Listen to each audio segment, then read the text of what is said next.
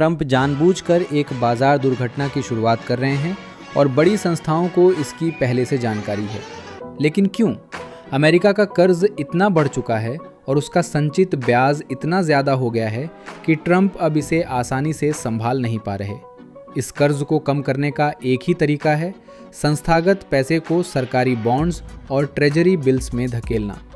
जब बड़े निवेशक अपना पैसा वहां शिफ्ट करते हैं तो ब्याज दरें घट जाती हैं और कर्ज का बोझ अपने आप हल्का हो जाता है। लेकिन यहाँ एक ट्विस्ट है, संस्थाएं केवल तभी सुरक्षित संपत्तियों में निवेश करती हैं जब एक बाजार दुर्घटना होने वाली होती है, और उस दुर्घटना का माहौल अब बन चुका है। 10 साल के मनी मार्केट फंड्स, जिन्हें एक सुरक्षित संपत्ति माना जाता है, अब अपने ऐतिहासिक उच्चतम स्तर पर पहुंच गए हैं। यही वही चीज़ है जो 2000 की दुर्घटना से पहले और फिर 2008 की दुर्घटना से पहले हुई थी।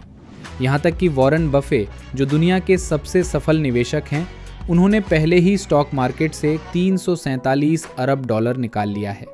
और ब्लूमबर्ग की रिपोर्ट के अनुसार एक फंड जिसका नाम QQQ ETF है, जिसे डिजास्टर स्पॉट ETF के नाम से जाना जाता है, अब अरबों डॉलर आकर्षित कर रहा है। ये ETF केवल तब बढ़ता है जब NASDAQ गिरता है। निवेशक दुर्घटना पर दांव लगा रहे हैं। सबसे चौंकाने वाली बात यह है कि आप वही ETF भारत से भी खरीद सकते हैं, जैसे Angel and one, Vested, IND money और कुबर जैसी प्लेटफॉर्मों से। तो यदि अमेरिका का बाजार गिरता है तो आप नुकसान करने के बजाय मुनाफा कमा सकते हैं। यही वर्तमान खेल है। अमीर लोग दुर्घटना से डरते नहीं हैं, बल्कि वे उससे लाभ उठाने की तैयारी कर रहे हैं।